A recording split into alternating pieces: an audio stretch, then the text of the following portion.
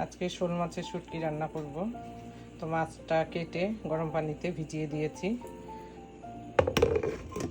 এই যে দেখুন ধুয়ে ফেলতেছি। এখন শোল মাছটা ছোট ছোট পিস করে নেব। শুটকিটা আইসে আছে, এগুলো তুললে কেটে ছোট করে নেব। আচ্ছা, শুটকিটা ধুয়ে নিয়েছি আর ছোট ছোট করে কেটে নিয়েছি। এই যে দেখুন সব কাঁটাগুলো আমি ফেলে দিয়েছি। অনেকে অবশ্য কাঁটা শুদ্ধ খায়, বাট আমার কাছে ভালো লাগে না, এই জন্য আমি ফেলে দিয়েছি। কড়াইতে বেশি করে তেল দিয়ে দিয়েছি, কারণ শুটকি রান্নায় তেল লাগবে। পেঁয়াজ আর কাঁচামরিচ দিয়ে দিচ্ছি।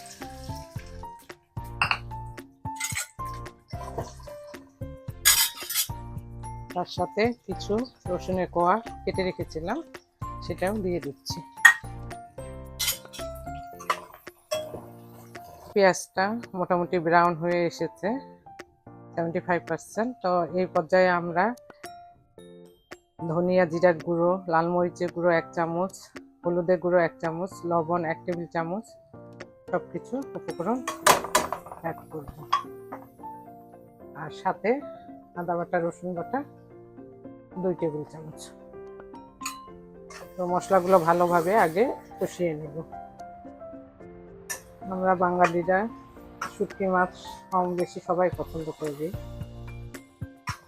যে কোনো ধরনের শুটকি আমার বড় মেয়ের অনেক পছন্দ। ও এসেছে যেহেতু বাসায়, সেই উপলক্ষে আজকে শোল মাছের শুটকিটা করছি। তো এই যে দেখুন মশলাটা মোটামুটি কষা হয়ে গিয়েছে, তেলও ছেড়ে দিয়েছে। তো এই পর্যায়ে আমরা ধুয়ে রাখা আর কেটে রাখা শোল মাছের শুটকিটা ইউজ করব।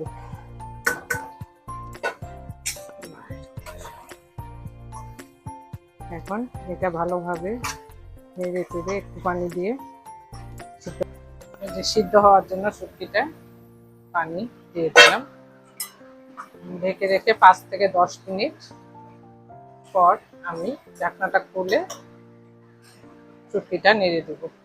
এই যে দেখুন সিদ্ধ করা পানি যে যতটুকু দিয়েছিলাম কমে এসেছে।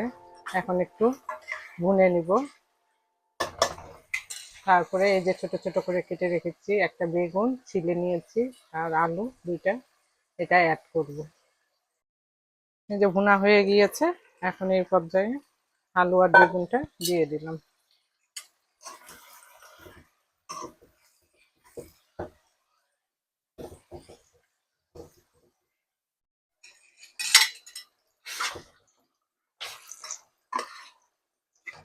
এখন আলু আর বেগুনগুলো সিদ্ধ হওয়া পর্যন্ত অপেক্ষা করব।